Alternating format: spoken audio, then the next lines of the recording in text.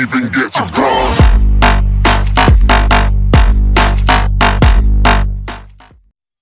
You know what some people say? Good 480 is better than 1080 in low quality. And that is correct, but I would not nearly consider this good 480. Standard definition is not always the best, especially when it comes to a cheap camcorder like this. But I kind of like this thing because, quite honestly, I never knew I had it until I found it about maybe maybe about a year. But anyways, yeah, this thing is wondrous. I just feel like what I do with it, I can totally see myself in the reflection somewhat. Yeah, that's good enough. But anyways, what I was gonna get to is the main point of this video. I'm gonna go out for a minute. I'll be right back. Hopefully you can mute me, and for the powers of editing, here we are. Yeah. Mess. Kind of.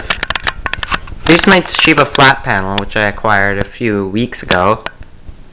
I don't know what happened to it, but it looks normal, but it doesn't turn on properly. I'd show you, but the power I don't think is turned on in the back room. Oh yeah, and I have my little cassette tape over there. Spiders. I do not like spiders. I'm pretty sure anyone who does is probably weird. Anyways, jeez, get off my face. And there's a Panasonic Viera, which we've had actually. My grandparents have had for approximately about can't put an exact date on, but that thing's been around for about 10 years. Simply won't die. It's a wonderful looking little thing. It has an Energy Star logo on it, by the way, which I have to laugh about because I bet stuff was different back then. But these Logitech speakers connectors broken. Still haven't been bothered to fix them. That box of just random cables, assorted power plugs. That's where my LED lamp went. Citizen TV and radio. CD player with a laser sort of not properly aligned. There's not much else to say about this because this is most of my stuff. The rest is hidden away up among the shelves which you cannot see very well because of my camcorder, and I'm not going to pan over it because I have a lot of stuff there anyways. You don't need to see the huge mess. Oh, I didn't tell you about this Curtis radio that I acquired. It's also got the cassette player. You'd think that would open, and I would think it too. I've tried opening that little door there. I don't know how it works. Probably you have to unscrew something first. But you would think it would be storing cassettes, but no. That's probably access to the mechanism. But yeah, it's also a nice radio, but the volume is also sort of messy, so I need to kind of put some oil in it. It's definitely worth fixing. By the way, that lightning cable that you see sticking out of her, of course, I had to call it by its technical term. That thing has been broken. Like, I had two iPads, my grandparents got an iPad and I got one, and that was their cable. They broke it. I don't know how they broke it in like about a week, but yeah, it broke. So I replaced it with one from the dollar store temporarily, and I don't know what they're using now. You could go and ask, because I live with them, but either way, you get the idea. So I could probably do some cool ideas for videos soon. So I hope that you guys find this interesting. Anyways, peace out, guys. I neglected to mention the JVC over here. The CompuLink remote. You see that? Yeah. Don't work, sadly.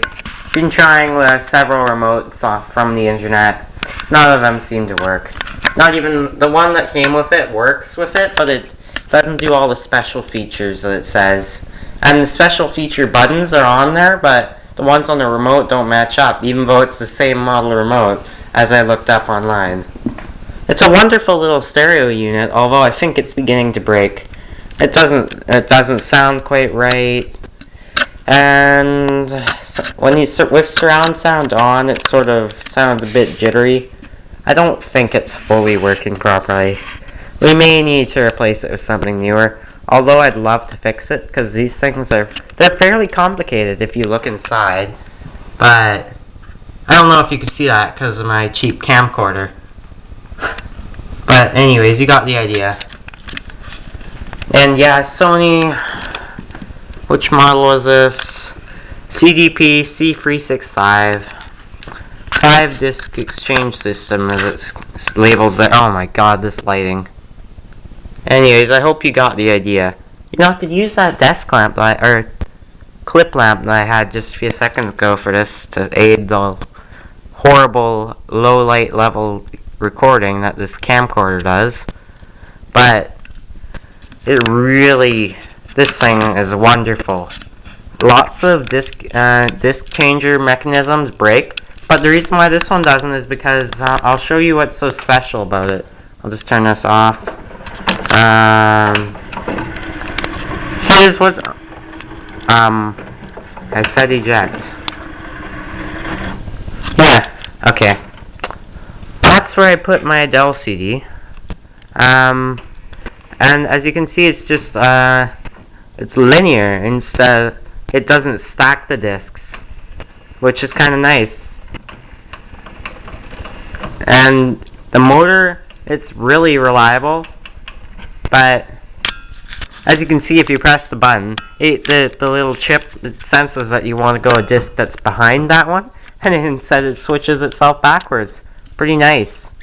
Oh, and one of my favorite features about this thing is actually about how you can, this isn't what the video is about, but I've sort of made it into it.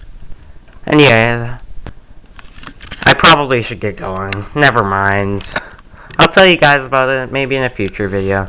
I know I'm leaving you wanting about it. Anyways, peace out guys. This is a real outro. Bye!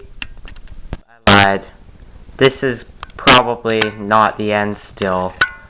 Yeah, I forgot to mention that it has a digital AV output on it. It's composite. So it's pretty cool. I like it. It's a fun little camcorder to use. And how it has like screen back. It's kind of seems cheap, but it's useful. Wow, that's trippy. I'm just gonna unplug myself for a second.